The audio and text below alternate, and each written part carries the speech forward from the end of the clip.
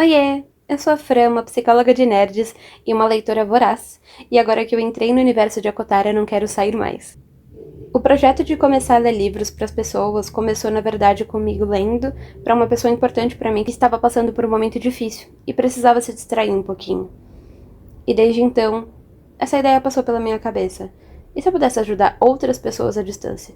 Pessoas que estão com insônia, pessoas que estão com dificuldade de dormir porque os pensamentos falam mais alto dentro da própria cabeça. Então eu espero que o universo de Prithian traga um pouquinho de conforto para vocês, que vocês consigam se concentrar em cada parte desse universo incrível que a gente vai conhecer agora. Também peço para você se inscrever no canal se você achar que faz sentido para você acompanhar os próximos capítulos e, quem sabe, os próximos livros. Dito isso, bora lá? O livro é Corte de Espinhos e Rosas, da autora Sarah J. Maas. Na dedicatória, para Josh, porque você iria sob a montanha por mim. Amo você. Capítulo 1. A floresta tinha se tornado um labirinto de neve e gelo. Eu monitorava os limites dos arbustos havia 1 hora, e meu ponto de vantagem na concavidade de um galho de árvore perdera a utilidade. O vento forte soprava montes espessos de neve que varriam minhas pegadas, mas enterravam com elas qualquer sinal de possíveis pedras. A fome tinha me levado mais longe de casa do que eu normalmente ousava, mas o inverno era uma época difícil. Os animais tinham se retirado, entrado mais profundamente no bosque do que eu poderia segui-los, e a mim restava caçar os desgarrados, um a um, rezando para que durassem até a primavera. Não tinham durado. Passei os dedos dormentes nos olhos, afastando os flocos que se agarravam aos cílios. Aqui não havia troncos de árvores sem casca, evidência da passagem de cervos. Eles ainda não tinham seguido em frente. Permaneceriam até que as cascas acabassem, e então viajariam para o norte, além do território dos lobos, e talvez para as terras feéricas de Prithian, onde nenhum mortal ousaria pisar, a não ser que tivesse o desejo de morrer. Um calafrio percorreu minha coluna quando pensei nisso, e afastei a sensação, me concentrando nos arredores, na tarefa à frente. Era tudo o que eu podia fazer, tudo o que tinha conseguido fazer havia anos, me concentrar em sobreviver à semana, ao dia, à próxima hora. E agora, com a neve, teria sorte se visse qualquer coisa àquela altura, principalmente da minha posição no alto da árvore. Eu mal conseguia ver 4 metros adiante, contendo um resmungo quando braços e pernas enrijecidos protestaram contra o movimento, afrouxei o arco antes de descer da árvore. A neve dura estalou sob minhas botas desgastadas, e trinquei os dentes. Visibilidade ruim, barulho desnecessário. Eu estava a caminho de mais uma caçada infrutífera. Restavam apenas algumas horas da luz do dia. Se eu não partisse logo, precisaria encontrar o caminho de casa no escuro, e os avisos dos caçadores da aldeia ainda pareciam frescos em minha mente. Lobos gigantes estavam à espreita, e muitos deles. Sem falar dos boatos de um povo estranho avistado na área, alto e sinistro e mortal. Qualquer coisa menos feéricos, suplicavam os caçadores a nossos deuses, havia muito esquecidos. E eu rezava em segredo ao lado deles. Nos 8 anos em que morávamos em nossa aldeia, a 2 dias de viagem da fronteira imortal de Prithian, tínhamos sido poupados de um ataque. Embora cacheiros viajantes às vezes contassem histórias de aldeias afastadas da fronteira reduzidas a lascas e ossos e cinzas. Esses relatos, certa vez raros o bastante para serem ignorados pelos anciões da aldeia como boatos, tinham, mais recentemente, se tornado sussurros constantes em todos os dias de feira. Eu arriscara muito ao entrar tanto na floresta, mas tínhamos acabado com o pão no dia anterior, e o restante da carne seca, no dia anterior àquele. Mesmo assim, eu preferia passar outra noite com fome a satisfazer o apetite de um lobo, ou de um feérico. Não que houvesse muito de mim para se banquetearem. Eu tinha ficado esquálida a essa altura do ano e podia contar muitas das costelas. Andando o mais ágil e silenciosamente que podia entre as árvores, pressionei a mão contra a barriga vazia e dolorida. Sabia qual expressão estaria estampada nos rostos de minhas 2 irmãs quando eu voltasse para nosso chalé, de mãos vazias mais uma vez. Depois de alguns minutos de busca cuidadosa, eu me agachei em um aglomerado de arbustos espinhentos cobertos de neve. Em meio aos espinhos, tinha uma vista relativamente decente de uma clareira e do pequeno riacho que fluía por ela. Alguns buracos no gelo sugeriam que ainda era frequentemente usado. Com sorte, alguma coisa passaria. Com sorte. Suspirei pelo nariz, enterrando a ponta do arco no chão, e apoiei a testa contra a curva tosca da madeira. Não duraríamos mais uma semana sem comida. E famílias demais já haviam começado a implorar para que eu confiasse na caridade do povo mais rico da aldeia. Testemunhar em primeira mão até que ponto, exatamente, ia tal caridade. Eu me posicionei mais confortavelmente e acalmei a respiração, fazendo esforço para ouvir a floresta por cima do vento. A neve caía e caía, dançando e rodopiando, como um nevoeiro faiscante. O branco era fresco e limpo contra o marrom e o cinza do mundo. E apesar de não querer, apesar de ter braços e pernas dormentes, silenciei aquela parte inquieta e maligna de minha mente, a fim de observar o bosque coberto pelo véu de neve. Houve um tempo em que para mim era instintivo desfrutar o contraste da grama nova contra o solo escuro e revirado, ou um broche de ametista alinhado em dobras de seda esmeralda. Houve um tempo em que eu sonhava e respirava e pensava em cores e luzes e formas.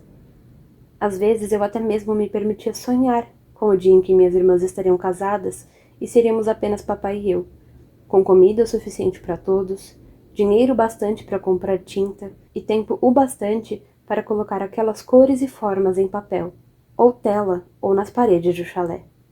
Um sonho que provavelmente não aconteceria tão cedo. Talvez nunca. Então, me restava roubar um momento como aquele, admirar o brilho da luz pálida do inverno sobre a neve. Não conseguia me lembrar da última vez que tinha parado a fim de admirar qualquer coisa linda ou interessante. Horas de ócio em um celeiro decrépito com Isaac Hale não contavam.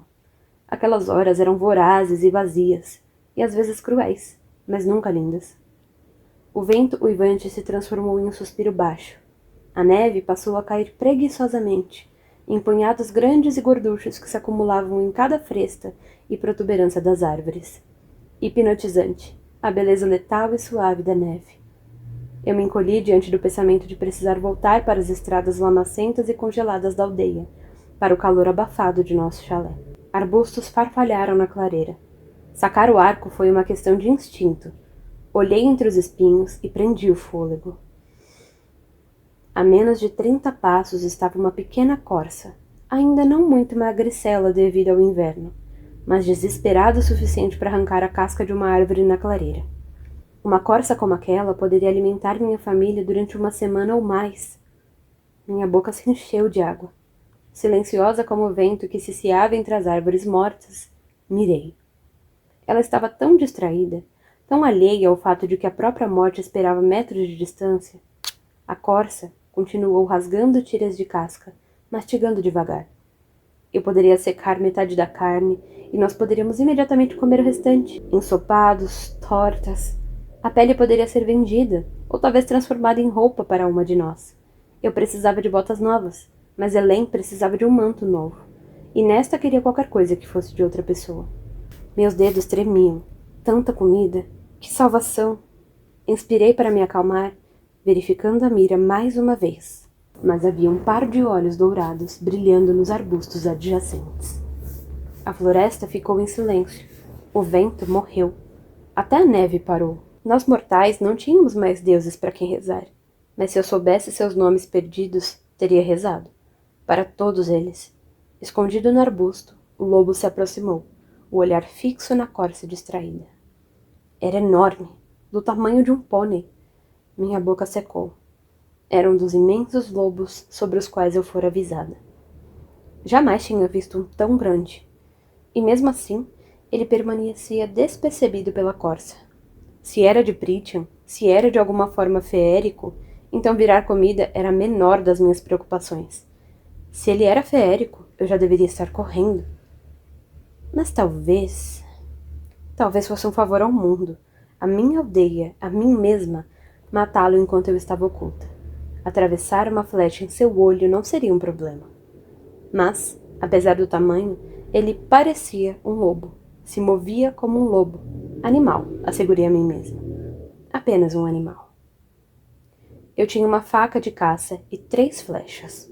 As 2 primeiras eram comuns, simples e eficientes, mas que provavelmente não seriam mais que picadas de abelha para um lobo daquele tamanho. Mas a terceira flecha, a mais longa e mais pesada, eu comprara de um caixeiro viajante, durante um verão em que tínhamos cobre suficiente para alguns luxos. Uma flecha entalhada de freixo, armada com uma ponta de ferro.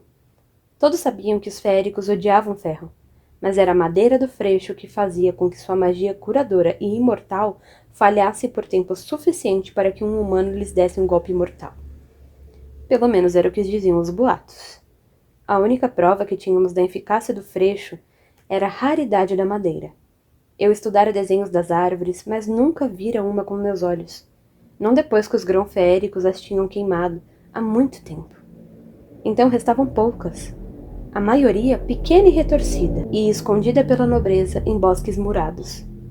Passei semanas depois da compra, debatendo se aquele pedaço excessivamente caro de madeira tinha sido um desperdício de dinheiro. E, durante 3 anos, a flecha de freixo ficara guardada, inutilizada na aljava.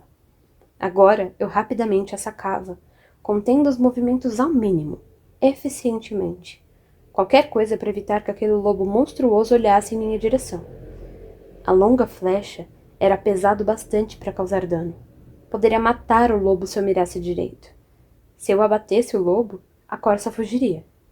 Se eu abatesse a corça, o lobo iria atrás do meu pescoço ou da carcaça e destruiria quantidades preciosas de pele e gordura. Meu peito ficou tão apertado que doeu, e naquele momento percebi que minha vida se reduzia a uma pergunta. O lobo estava sozinho? Segurei o arco e puxei ainda mais a corda. Eu era boa de tiro, mas jamais enfrentara um lobo. Achei que isso me tornava sortuda, até mesmo abençoada. Mas agora, não sabia onde acertar ou com que velocidade eles se moviam. Não podia correr o risco de errar, não quando só tinha uma flecha de freixo. E se houvesse, de fato, o coração de um feérico batendo sob aquele peito, então que morresse. Que morresse depois de tudo que aquele povo fizera conosco. Eu não correria o risco de que ele espreitasse nossa aldeia mais tarde, atrás de massacrar e aleijar e atormentar. Que morresse ali e naquele momento. Eu ficaria feliz em acabar com ele. O lobo se esgueirou mais para perto, e um galho se partiu sob uma das patas, cada uma maior que a minha mão. A corça ficou rígida. Ela olhou para os 2 lados, os ouvidos se esticando na direção do céu cinzento. Com o lobo abaixado a favor do vento, a corça não podia vê-lo nem sentir seu cheiro. A cabeça do lobo pendeu, e o enorme corpo prateado do animal, tão perfeitamente camuflado na neve e nas sombras, se equilibrou sobre as ancas. A corça ainda olhava na direção errada. Desviei minha atenção da corça para o lobo, e então, de volta. Pelo menos ele estava sozinho. Pelo menos nisso eu fora poupada. Mas, se o lobo assustasse a corça, só me restaria um lobo imenso e faminto, possivelmente um feérico, procurando pela segunda melhor refeição.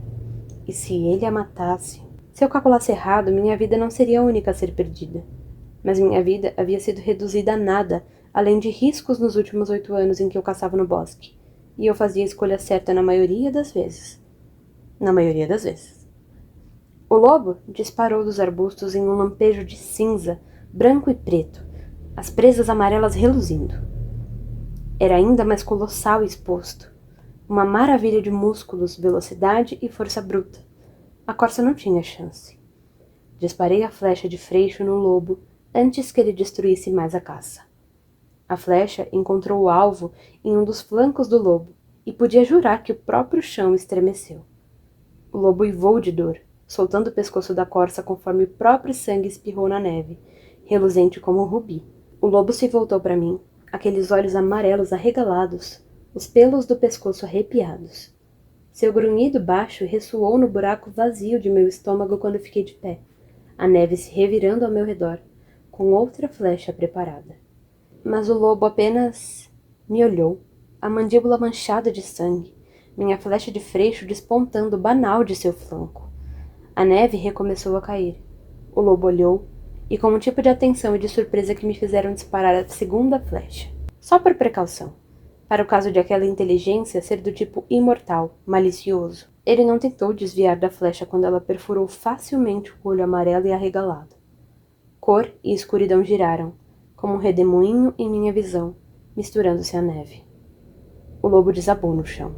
Suas patas estremeciam, e um gemido baixo cortou o vento. Impossível. Ele deveria estar morto, não morrendo. A flecha atravessou o olho do lobo quase até a ponta de penas de ganso.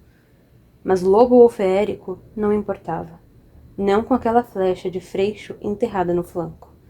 Mesmo assim, minhas mãos tremeram quando afastei a neve do caminho e me aproximei dele, ainda mantendo uma boa distância. Sangue jorrava dos ferimentos que eu causara, manchando a neve de carmesim. O lobo batia com a pata no chão, a respiração já mais lenta. Será que sentia muita dor? Ou o choro era apenas uma tentativa de afastar a morte? Eu não tinha certeza se queria saber. A neve girou ao nosso redor.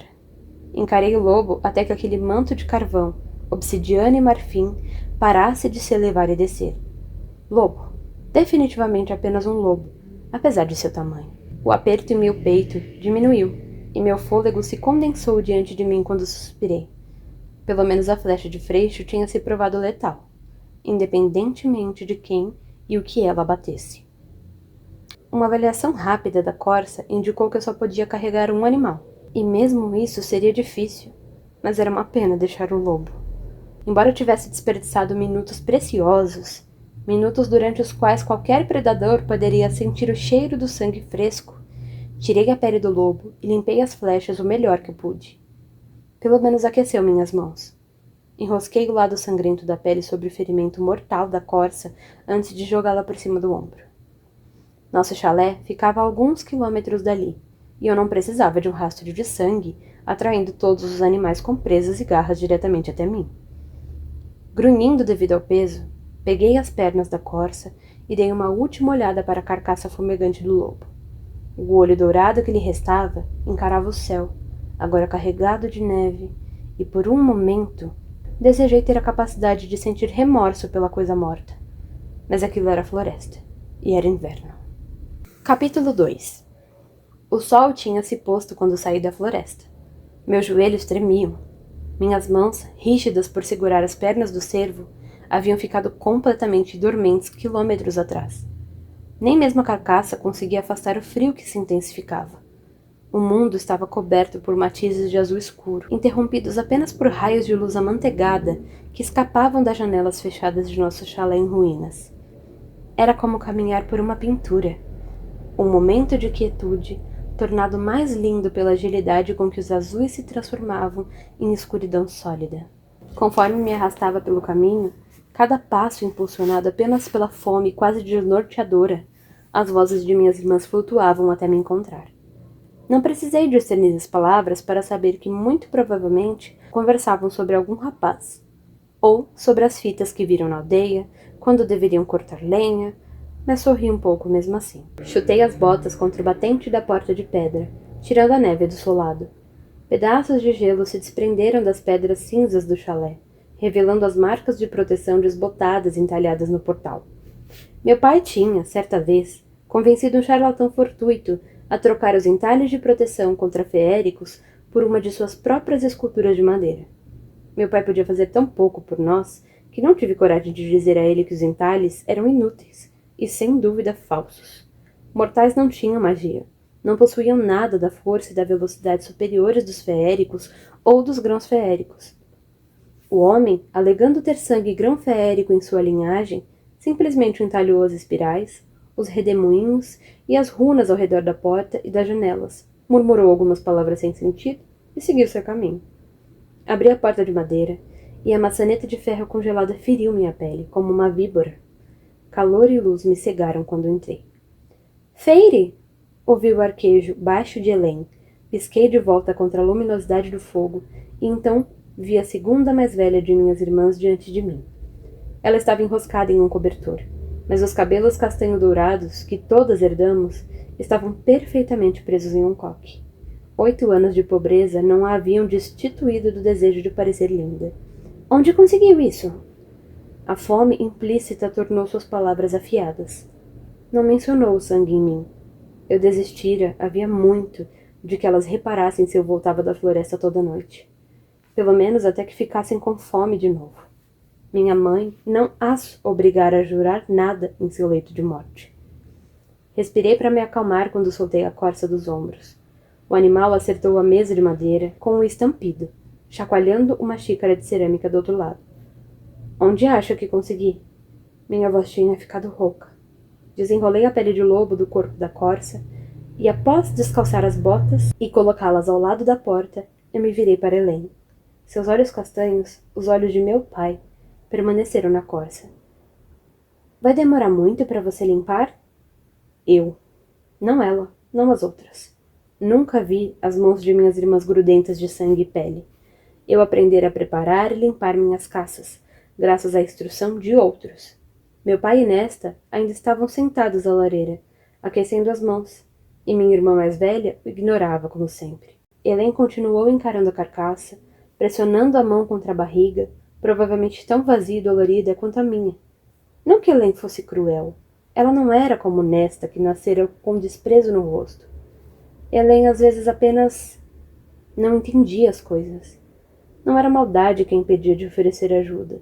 Simplesmente não lhe ocorria que pudesse ser capaz de sujar as mãos. Jamais consegui decidir se ela realmente não entendia que éramos pobres de verdade ou se simplesmente não queria aceitar o fato.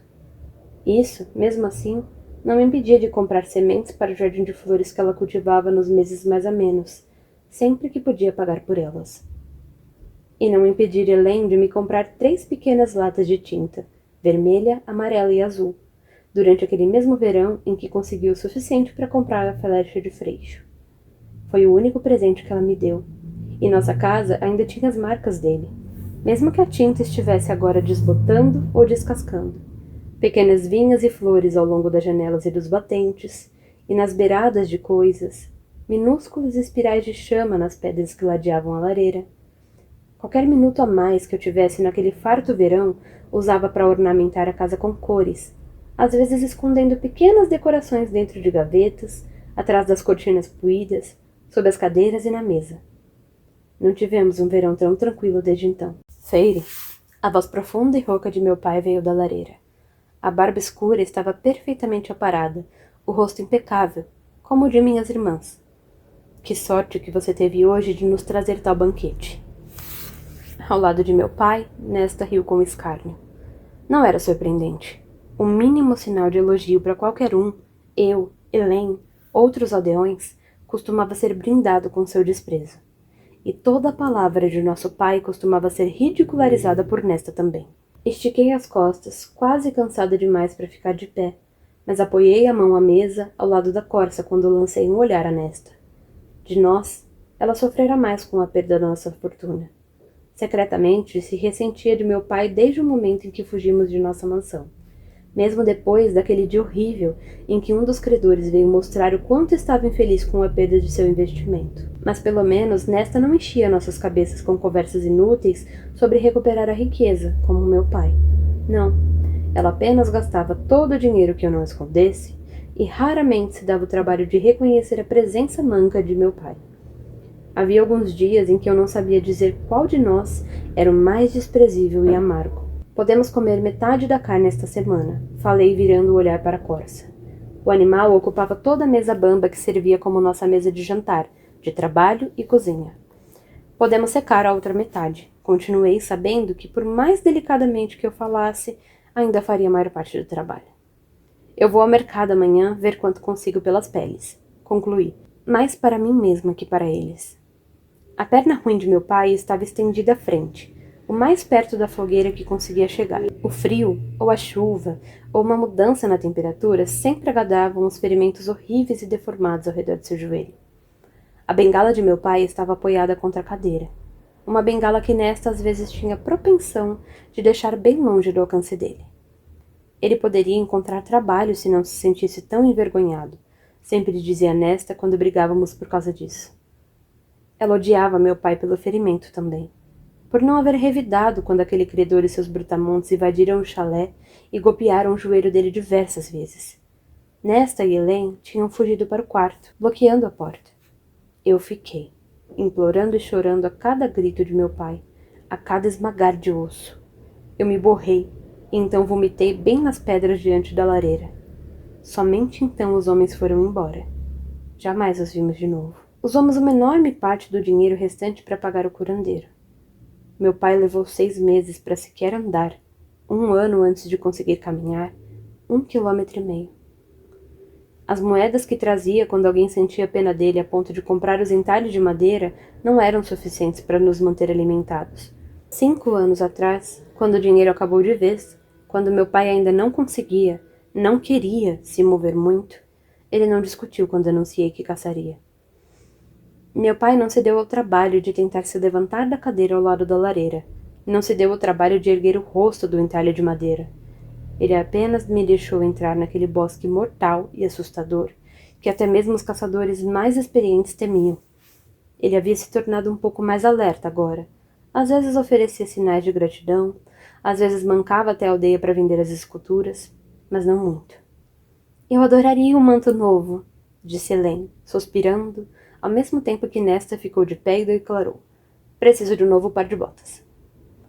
Fiquei quieta, sabendo que não deveria entrar no meio de uma de suas discussões, mas olhei para as botas ainda reluzentes de Nesta porta. Ao lado delas, minhas botas pequenas demais se desfaziam na costura, úmidas, unidas apenas por cadarços puídos. Mas estou congelando com meu manto velho em frangalhos, implorou Helene. Vou tremer até a morte. Ela fixou os olhos arregalados em mim e falou: por favor, Feire. Helene pronunciou as 2 sílabas de meu nome. Feire. Com o choro mais terrível que eu já ouvira. E então, Nesta emitiu um estalo alto com a língua antes de mandar Helene se calar. Esqueci as 2 quando começaram a discutir quem ficaria com o dinheiro das peles no dia seguinte. E notei meu pai, agora de pé à mesa, uma das mãos apoiada contra o móvel, a fim de aliviar o peso enquanto inspecionava a corça. Fiquei tensa quando a atenção dele se voltou para a enorme pele de lobo. Os dedos de meu pai, ainda macios como os de um cavalheiro, viraram a pele e traçaram uma linha pela parte inferior ensanguentada. Os olhos escuros de meu pai se voltaram para os meus. Feire, murmurou ele, a boca se tornou uma linha contraída. Onde conseguiu isto? No mesmo lugar em que consegui a corça, respondi, a voz igualmente baixa, minhas palavras frias e afiadas. O olhar de meu pai percorreu o arco e a aljava presos a minhas costas, a faca de caça com cabo de madeira na lateral de meu corpo. Os olhos dele se encheram d'água. Feire. O risco. Indiquei a pele com o queixo, incapaz de evitar o tom afiado na voz quando falei. Não tive escolha. O que eu queria dizer de verdade era: você sequer se dá o trabalho de tentar sair de casa na maioria dos dias. Se não fosse por mim, passaríamos fome. Se não fosse por mim, estaríamos mortos. Feire, repetiu ele e fechou os olhos. Minhas irmãs tinham se calado, e ergui o rosto a tempo de flagrar Nesta enrugando o nariz ao fungar. Ela pegou meu manto. Você fede a porco coberto pelos próprios excrementos. Pode ao menos tentar fingir que não é uma camponesa ignorante? Não deixei a mágoa transparecer. Eu era nova demais para aprender mais que o básico da etiqueta, da leitura e da escrita quando nossa família caiu em desgraça, e ela jamais me deixava esquecer. Nesta recuou e passou o dedo sobre os cachos trançados dos cabelos castanho-dourados. Tire essas roupas nojentas. Eu me demorei, engolindo as palavras que queria latir de volta para ela. 3 anos mais velha que eu, Nesta de alguma forma parecia mais nova, as bochechas douradas sempre coradas, com um delicado rosa vibrante. Pode colocar uma panela de água no fogo e lenha na lareira? Mas, enquanto perguntava, reparei na pilha de madeira. Restava só um pedaço de lenha. Achei que iriam cortar lenha hoje. Nesta limpou as longas unhas cuidadas. Odeio cortar lenha. Sempre fico com farpas. Ela me olhou por baixo dos cílios escuros. De todas nós, Nesta se parecia mais com mamãe. Além do mais, Feire, disse ela com um biquinho, você é muito melhor nisso. Leva metade do tempo que eu levo. Suas mãos são melhores para isso. Já são tão ásperas. Meu maxilar se contraiu. Por favor, pedi lutando contra a raiva, sabendo que uma discussão era a última coisa que eu queria ou de que precisava. Por favor, levante-se ao amanhecer para cortar a lenha.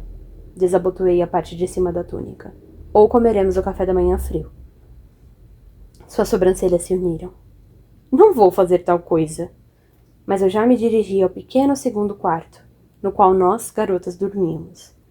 Helene murmurou uma súplica baixa a Nesta, o que lhe garantiu um sibilo em resposta. Olhei por cima do ombro para meu pai e apontei para o cervo. Prepare as facas, falei sem me dar o trabalho de parecer agradável. Vou sair logo. Sem esperar resposta, bati a porta. O quarto era suficientemente grande para uma cômoda bamba e a enorme cama de pau-ferro na qual dormíamos. O único resquício de nossa antiga riqueza, encomendada como presente de casamento de meu pai para minha mãe. Era a cama na qual nasceramos todas, e a cama na qual minha mãe morrera. Apesar de toda a pintura que fiz na casa nos últimos anos, jamais a toquei. Joguei as camadas externas de roupa na cômoda gasta, franzindo a testa para as violetas e as rosas que havia pintado em volta dos puxadores da gaveta de Helene, para as chamas crepitantes que pintei em torno dos de Nesta, e para o céu noturno, com espirais de estrelas amarelas, em vez de brancas, circundando os meus. Eu havia feito isso para alegrar um quarto sombrio. Elas jamais comentaram. Não sei por que eu esperava que fizessem. Resmungando, fiz o possível para não desabar na cama. Jantamos cervo assado naquela noite. Embora soubesse que era tolice, não protestei quando cada uma de nós comeu uma segunda vez antes de eu declarar que já era bastante. Passaria o dia seguinte preparando as partes restantes da corça para o consumo, e então separaria algumas horas para curtir as duas peles antes de levá-las ao mercado. Eu conhecia alguns mercadores que poderiam se interessar por tal compra, embora nenhum provavelmente me daria a quantia que eu merecia. Mas dinheiro era dinheiro, e eu não tinha tempo ou fundos para viajar até a cidade grande mais próxima a fim de encontrar uma oferta melhor. Lambi os dentes do garfo, saboreando os resquícios de gordura que cobriam o metal. Minha língua deslizou pelas pontas tortas. Era parte de um faqueiro tosco que meu pai recuperara da ala dos criados, enquanto os credores saqueavam nossa mansão. Nenhum dos nossos talheres combinava, mas era melhor que usar os dedos. O faqueiro do dote de minha mãe fora vendido há muito tempo. Minha mãe, altiva e fria com os filhos, alegre e deslumbrante entre os conhecidos que frequentavam nossa antiga propriedade, apaixonada por meu pai, a única pessoa que ela realmente amou e respeitou. Mas também amava de verdade as festas, tanto que não tinha tempo de fazer nada comigo, a não ser contemplar como minhas habilidades como desenho e pintura, ainda por desabrochar, poderia me garantir um futuro marido. Se ela tivesse vivido tempo bastante para ver nossa riqueza ruir, teria ficado arrasada. Mais que meu pai. Talvez o fato de ela ter morrido tenha sido um ato de misericórdia. De qualquer forma, pelo menos sobrava mais comida para nós. Não havia nada dela no chalé além da cama de pau-ferro, e a promessa que eu fizera. Sempre que olhava para um horizonte, ou pensava se eu não devia simplesmente andar e jamais olhar para trás, ouvia aquela promessa que havia feito, 11 anos antes, enquanto ela definhava no leito de morte. Fiquem juntos e cuide deles. Prometi, jovem demais para perguntar por que ela não havia implorado a minhas irmãs mais velhas, ou meu pai, mas jurei para ela. E então ela morreu. E em nosso mundo humano desgraçado, protegido apenas pela promessa dos grão-feéricos há 5 séculos, em nosso mundo, no qual havíamos esquecido os nomes de nossos deuses, promessa era lei. Uma promessa era moeda de troca. Uma promessa era sua garantia. Havia momentos em que eu a odiava por ter pedido que eu prometesse. Talvez, delirante de febre, nem soubesse o que estava exigindo. Ou talvez a morte tivesse dado a ela alguma clareza sobre a verdadeira natureza das filhas, do marido. Pus o garfo na mesa e observei as chamas de nossa lareira minguada dançarem pela lenha restante, estendendo as pernas doloridas sobre a mesa. Virei para minhas irmãs. Como sempre, Nesta reclamava dos aldeões, que não tinham modos, que não tinham traquejo social, ou que não faziam ideia de quanto o tecido de suas roupas era inferior, embora fingissem se tratar de seda fina ou chifão. Desde que perdemos nossa fortuna, as antigas amigas passaram a ignorá-las incontestavelmente. E minhas irmãs agiam como se os jovens aldeões fossem um círculo social de segunda classe. Tomei um gole da xícara de água quente. Nem mesmo podíamos pagar por chá ultimamente. Enquanto ela continuou a história. Bem, eu disse a ele, se acha que pode simplesmente me pedir de modo tão indiferente, senhor, vou recusar. E sabe o que Thomas disse? Nesta falava para Helene, que ouvia com atenção total. Perdido de qualquer lembrança enevoada que o havia tomado, meu pai sorria gentilmente para Madeleine, a única de nós que se esforçava para falar com ele de verdade. Thomas Mandry, interrompi, o segundo filho do lenhador? Os olhos azuis de Nesta se semicerraram. Sim, ela disse e se voltou para Hélène de novo.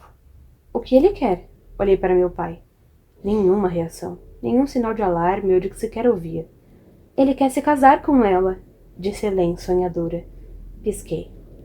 Nesta inclinou a cabeça. Eu tinha visto predadores fazerem esse movimento antes. Às vezes imaginava se sua determinação irredutível nos teria ajudado a sobreviver melhor, a prosperar, inclusive, se não tivesse tão preocupada com nosso status perdido. Algum problema, Feire? Nesta disparou o meu nome como um insulto, e meu maxilar doeu por contraí-lo com força. Meu pai se mexeu na cadeira, e embora eu soubesse que era estupidez reagir às provocações, falei: Você não pode cortar lenha para nós, mas quer se casar com o filho de um lenhador? Nesta empertigou os ombros. Achei que tudo o que você queria era que saíssemos de casa. Casar a mim e Hélène para que tenha tempo de pintar suas gloriosas obras-primas. Ela olhou com desprezo para as colunas de dedaleiras que pintei na borda da mesa. As cores eram escuras e azuis demais, sem nenhuma das manchinhas brancas dentro dos túbulos das flores. Mas eu me superei, mesmo que tivesse sofrido por não ter tinta branca, para fazer algo tão defeituoso e duradouro. Ignorei o insulto, embora desejasse cobrir a pintura com a mão. Talvez no dia seguinte eu simplesmente a raspasse da mesa de vez. Acredite, falei para Nesta. No dia em que quisesse casar com alguém, vou marchar até a casa dele e entregá-la. Mas não vai se casar com Thomas. As narinas de Nesta se dilataram delicadamente. Não há nada que possa fazer. Claire Bedor me contou esta tarde que Thomas vai me pedir em casamento a qualquer momento agora. E então, nunca mais vou precisar comer essa sobra de novo. Ela acrescentou com um leve sorriso. Pelo menos não preciso recorrer a me deitar no feno com Isaac Hale como se fosse um animal. Meu pai soltou uma tosse envergonhada, virando o rosto para a cama dele ao lado da lareira. Jamais dissera uma palavra contra Nesta, por medo ou culpa, e aparentemente não começaria agora, mesmo que aquela fosse a primeira vez que ele ouvia falar de Isaac. Apoiei as palmas da mão na mesa, enquanto a encarava. Hélène tirou a mão de onde estava, como se a terra e o sangue sob minhas unhas, de alguma forma, fossem saltar para sua pele de porcelana. A família de Thomas vive melhor que a nossa por pouco, argumentei tentando evitar grunhir. Você seria apenas mais uma boca para alimentar ele. Se ele não sabe disso, então os pais devem saber. Mas Thomas sabia. Tínhamos nos esbarrado na floresta antes. Vi o brilho de fome desesperado em seus olhos quando Thomas me flagrou carregando uma penca de coelhos. Eu jamais matara outro ser humano, mas naquele dia, minha faca de caça pareceu um peso na lateral do corpo. Fiquei longe do caminho dele desde então. Não podemos pagar um dote, continuei, e embora meu tom de voz fosse firme, minha voz ficou mais baixa. Para nenhuma de vocês. Se Nesta quisesse ir embora, tudo bem. Que bom! Eu estaria mais perto de alcançar aquele glorioso e tranquilo futuro, de conseguir uma casa calma e comida bastante e tempo para pintar. Mas não tínhamos nada, absolutamente nada para atrair qualquer pretendente a tirar minhas irmãs de minhas mãos. Estamos apaixonados, declarou Nesta, e Hélène assentiu. Quase ri. Quando tinham deixado de desejar aristocratas para paquerar camponeses? Amor não alimenta a barriga vazia, repliquei, mantendo o olhar mais firme possível. Como se a tivesse golpeado, Nesta deu um salto do banco. Você só está com ciúmes. Ouvi falar que Isaac vai se casar com alguma camponesa de Greenfield por um bom dote. E eu também. Isaac tinha se gabado disso na última vez em que nos encontramos. Ciúmes? Falei devagar, cavando fundo para esconder o ódio. Não temos nada para oferecer a eles. Nenhum dote, nem mesmo gado. Embora Thomas possa querer se casar com você, você é um fardo. O que você sabe? Sussurrou Nesta. É apenas uma besta semi-selvagem, com coragem de dar ordens dia e noite. Continue assim e algum dia, Feire, não haverá ninguém para se lembrar de você, ou para se importar com o fato de que você sequer existiu. Ela saiu irritada e Hélène disparou atrás dela, arrulhando sua simpatia. As duas bateram a porta do quarto que compartilhávamos com tanta força que a louça chacoalhou. Eu tinha ouvido aquelas palavras antes, e sabia que ela só as repetia porque encolhi o corpo da primeira vez que Nesta as dissera. Ainda doíam mesmo assim. Tomei um longo gole da xícara lascada. O banco de madeira sob meu pai rangeu quando ele se mexeu. Tomei outro gole e falei. Você deveria colocar juízo nela. Meu pai examinou uma marca de queimadura na mesa. O que eu posso dizer? Se é amor, não pode ser amor. Não da parte dele. Não com aquela família desprezível. Já vi o modo como anda pela aldeia. Ele quer algo de Nesta e não é a sua mão, hein? Precisamos de esperança tanto quanto precisamos de pão e carne. Interrompeu meu pai, os olhos vívidos por um raro momento. Precisamos de esperança ou não sobreviveremos. Então deixe que ela mantenha a esperança, Fere. Deixe que imagine uma vida melhor. Um mundo melhor. Eu me levantei da mesa, os dedos se fechando em punhos, mas não havia para onde correr em nosso chalé de 2 quartos.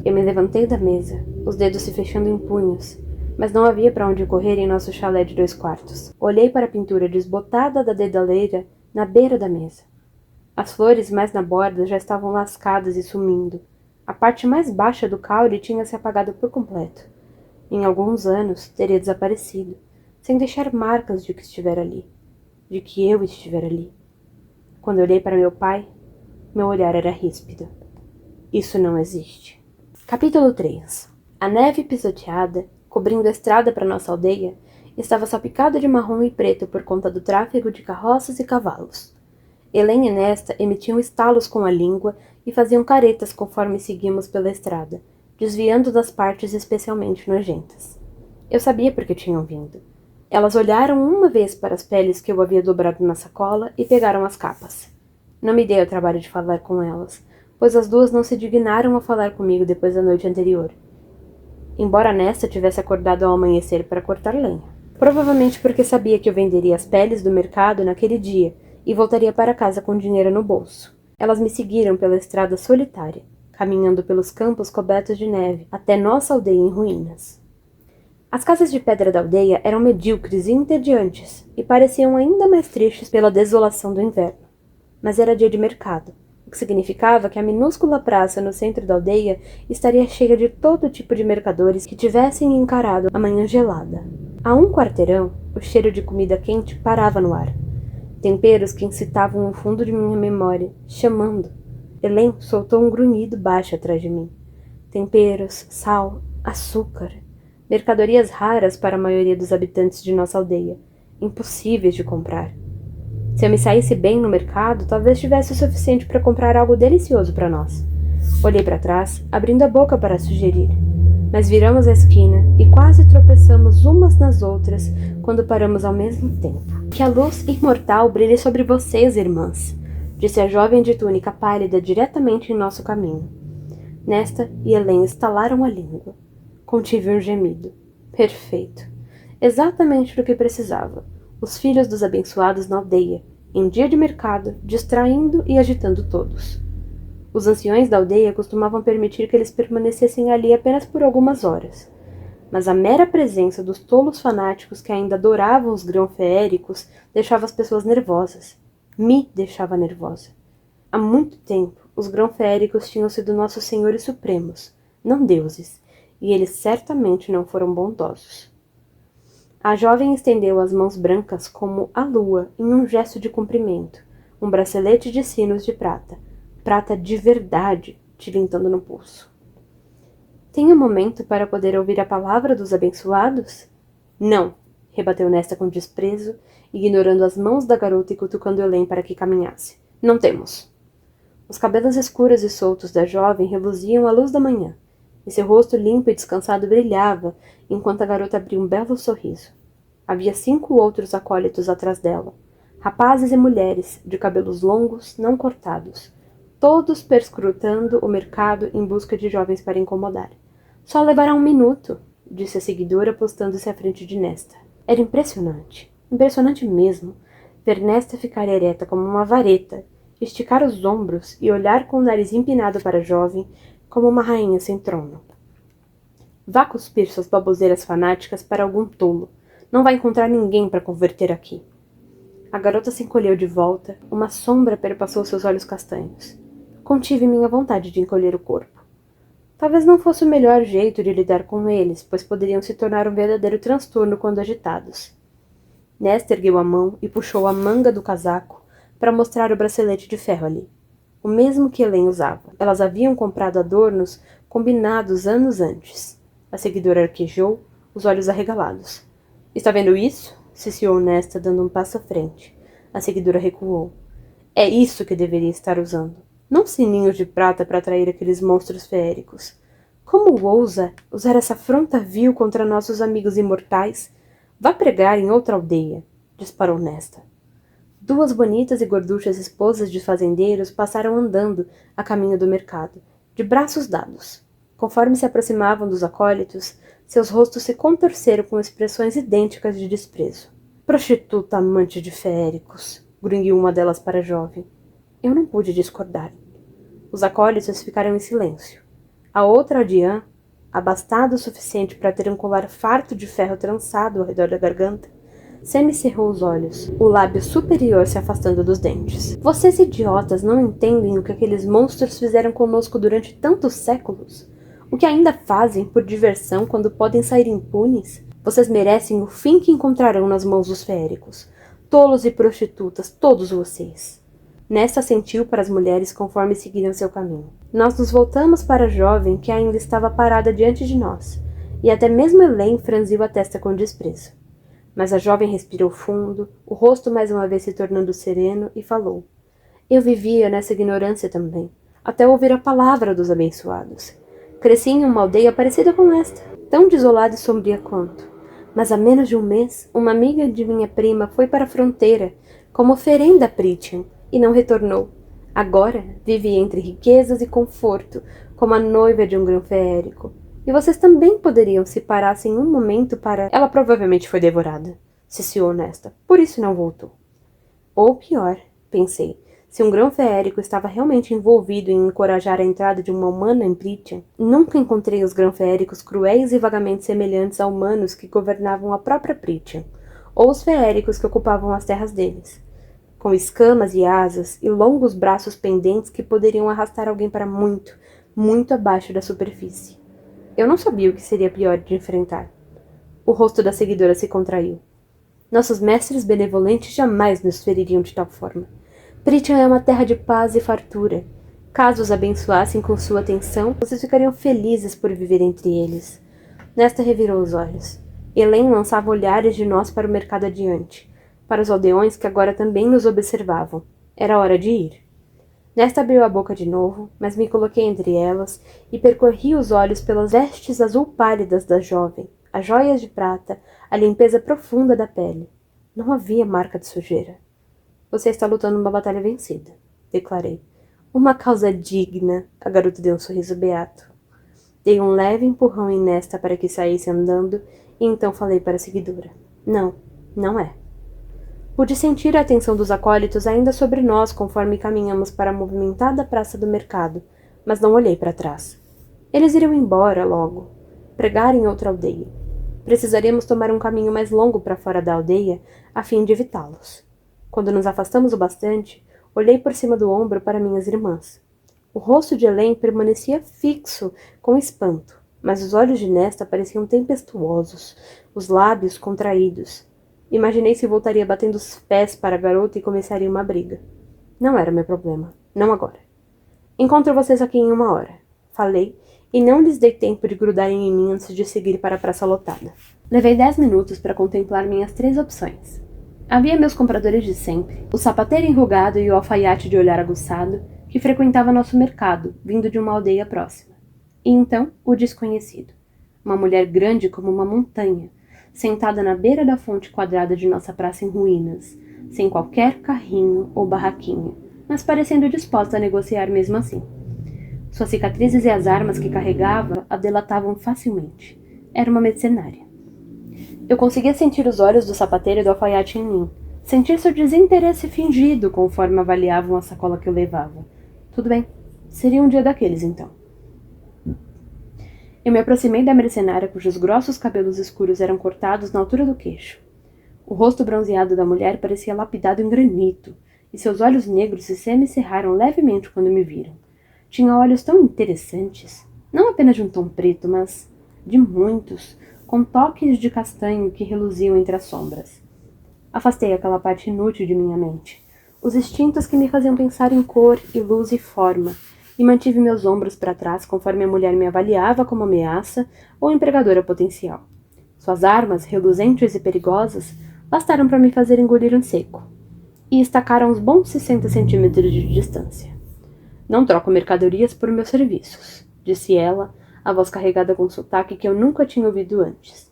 Só aceito dinheiro. Os aldeões que passavam tentaram não parecer interessados em nossa conversa, principalmente quando falei.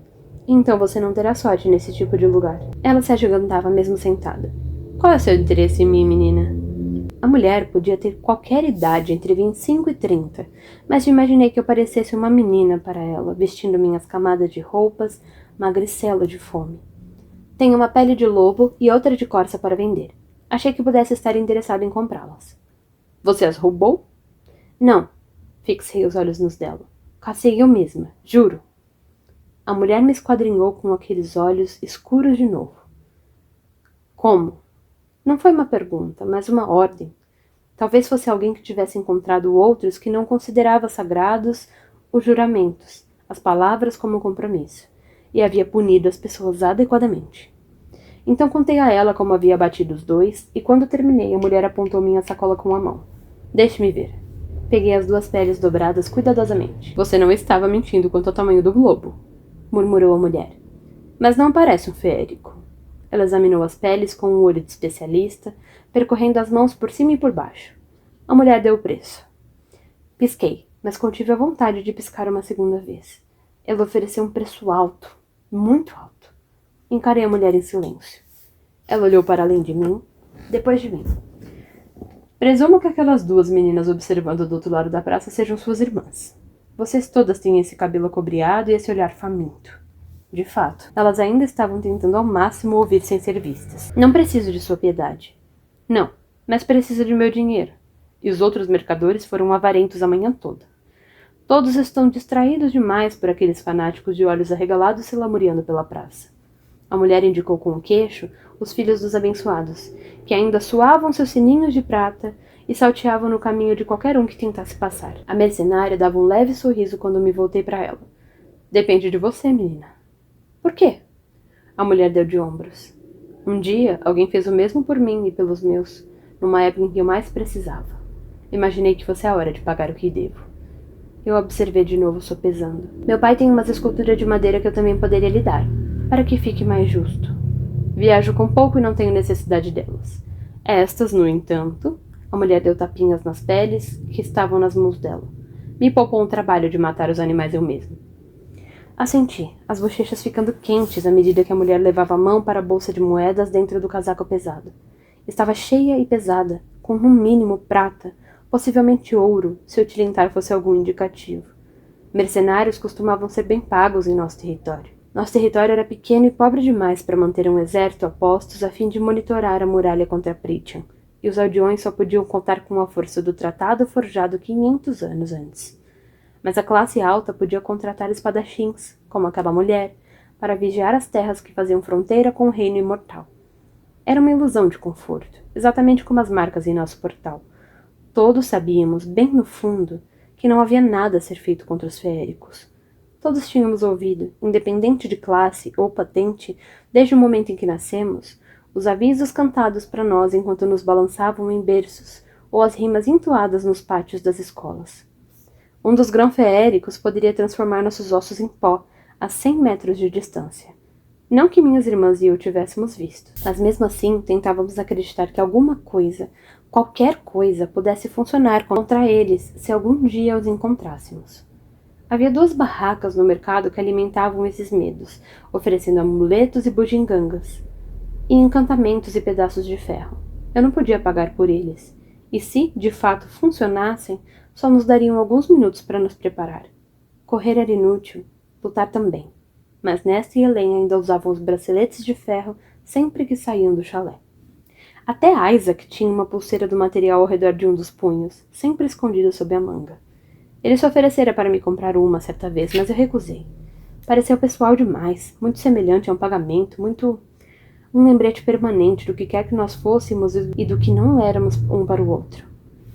A mercenária transferiu as moedas para a palma da minha mão, que esperava, e eu as coloquei no bolso. O peso das moedas lembrava o de uma pedra de moinho. Não havia como minhas irmãs não terem visto dinheiro.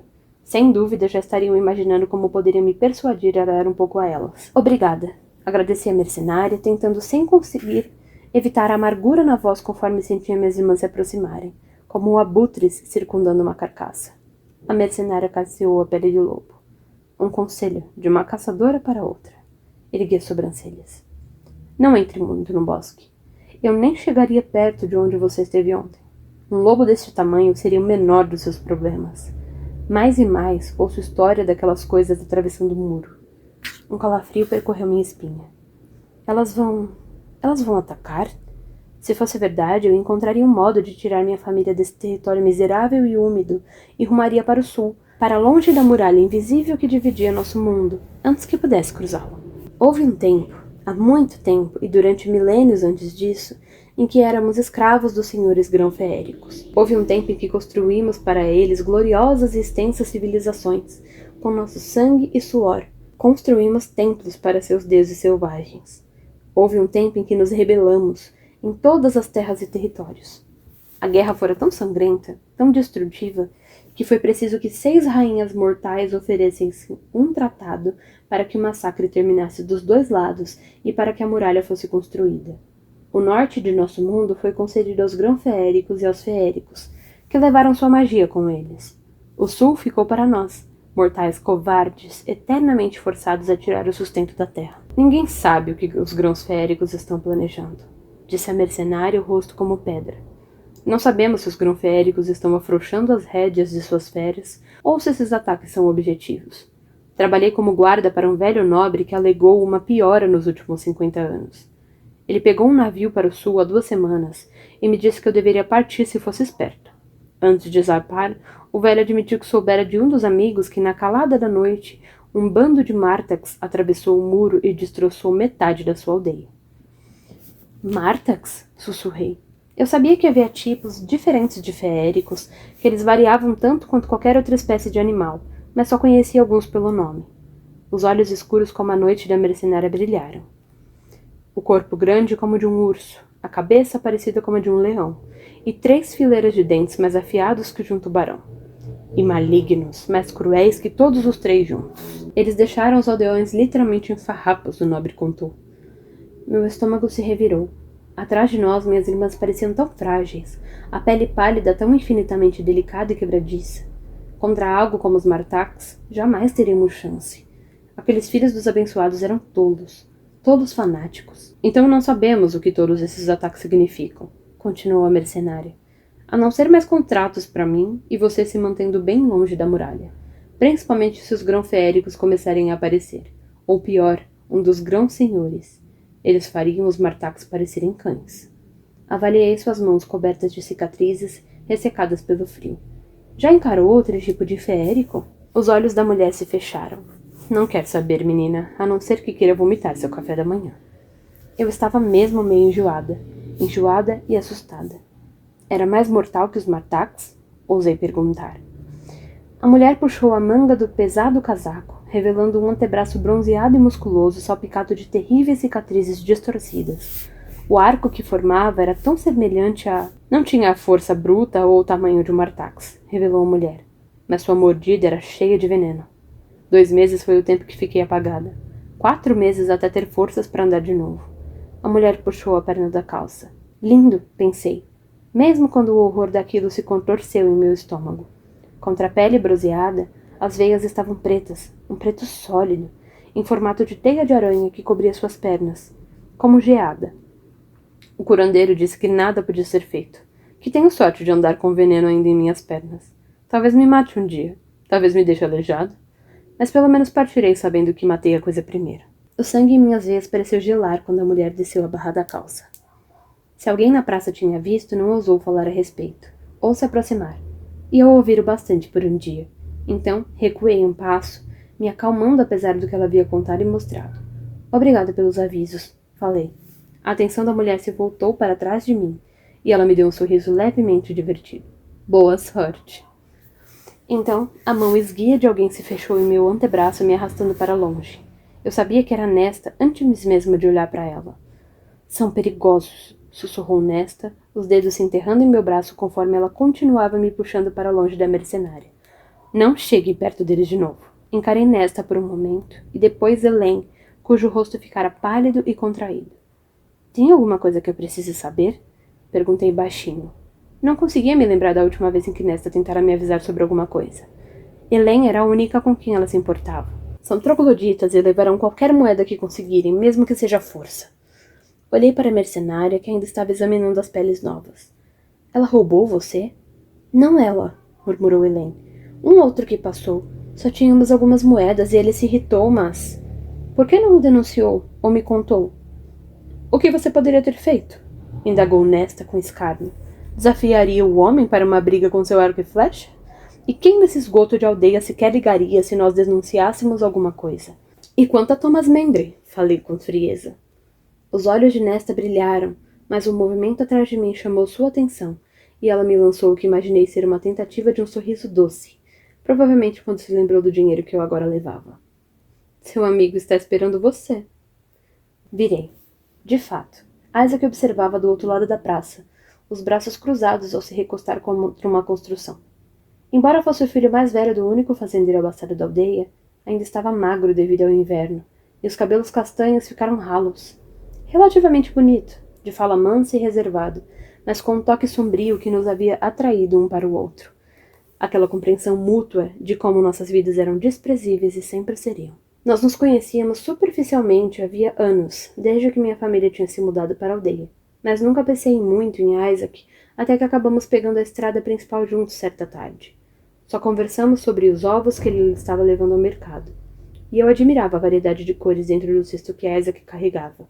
Marrons, escuros e claros, azuis e verdes dos mais pálidos. Simples, tranquilo, talvez um pouco esquisito, mas Isaac me deixou em meu chalé sem que eu me sentisse tão... só. Uma semana depois, eu puxei para aquele celeiro decrépito. Isaac foi o meu primeiro e único amante nos 2 anos em que nos encontrávamos. Às vezes nos encontrávamos toda a noite durante uma semana. Em outras, passávamos um mês sem nos ver, mas era sempre igual. Uma descarga de roupas jogadas e fôlegos compartilhados e línguas e dentes. De vez em quando conversávamos, ou melhor, Isaac falava sobre as pressões e os fardos que o pai colocava sobre ele. Em geral, não soltávamos uma palavra o tempo todo. Eu não podia dizer que nosso jeito de fazer amor era especialmente habilidoso, mas ainda assim era uma libertação, um alívio, um pouco de egoísmo. Não havia amor entre nós, e jamais houvera, pelo menos o que eu presumia que as pessoas queriam dizer quando falavam sobre amor. Mas parte de mim tinha ficado deprimida quando Isaac contou que em breve se casaria. Eu ainda não estava desesperado bastante para pedir que ele me visse depois de casado. Isaac inclinou a cabeça em um gesto familiar, e então desceu a rua, para fora da aldeia e para o antigo celeiro no qual ele estaria esperando. Não éramos discretos a respeito de nossos encontros, mas tomávamos medidas para evitar que ficasse óbvio demais. Nesta emitiu um estalo com a língua, cruzando os braços. Espero que vocês dois estejam tomando cuidado. É um pouco tarde para fingir se importar, falei. Mas tomávamos cuidado. Como eu não podia pagar, o próprio Isaac tomava a mistura contraceptiva. Ele sabia que eu não o tocaria de outra forma. Levei a mão ao bolso, tirando de dentro uma moeda de 20. Helen expirou fundo, e não me dei o trabalho de olhar para qualquer de minhas irmãs quando eu coloquei a moeda na palma da mão dela e falei: Vejo vocês em casa. Mais tarde, depois de jantar mais cervo, quando estávamos todos reunidos ao redor da lareira para um momento tranquilo antes de dormir, observei minhas irmãs sussurrando e rindo juntas. Parte de mim sempre as invejou pela proximidade. Tinham gastado até o último centavo que dei a elas. Em que, eu não sabia, embora Helen tivesse trazido um novo cinzel para os trabalhos em madeira de nosso pai. O manto e as botas pelos quais haviam choramingado na noite anterior haviam sido caros demais. Mas não briguei com elas por isso. Não quando Nesta saiu uma segunda vez para cortar mais lenha sem que eu pedisse. Felizmente, elas evitaram outro confronto com os filhos dos abençoados. Meu pai cochilava na cadeira, a bengala sobre o joelho retorcido. Era um momento tão bom quanto qualquer outro para tocar no assunto de Thomas Mendry, com Nesta. Eu me virei para ela, abrindo a boca. Mas um rugido quase ensurdecedor ressoou, e minhas irmãs gritaram quando a neve irrompeu na sala e uma silhueta enorme, grunhindo, surgiu à porta. Essa foi a leitura dos 3 capítulos iniciais. Eu espero que vocês tenham gostado, mas o que eu acho interessante de perceber nesse começo já é uma visão que a própria Fairy tem de si mesma, sabe? Ela se vê como uma pessoa que nem é digna desse afeto, nem é digna desse amor. Então, por mais que ela diga que ela não liga para as palavras da Nesta, toda vez que essas palavras chegam, elas doem. Porque a Fairy quer desesperadamente ser aceita.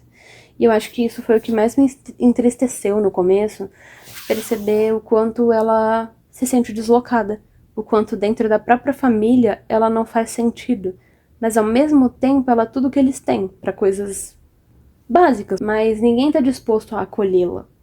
E é muito difícil quando você ocupa esse papel na vida das pessoas, porque você começa a esquecer de si mesmo, né?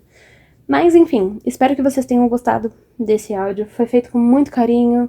Infelizmente eu moro numa rua muito movimentada, então eu tentei cortar ao máximo ou parar de gravar na hora que alguma moto passava e olha que as janelas estão fechadas. Mas espero que vocês tenham gostado mesmo assim. E a gente se vê nos próximos capítulos. Tchau, tchau!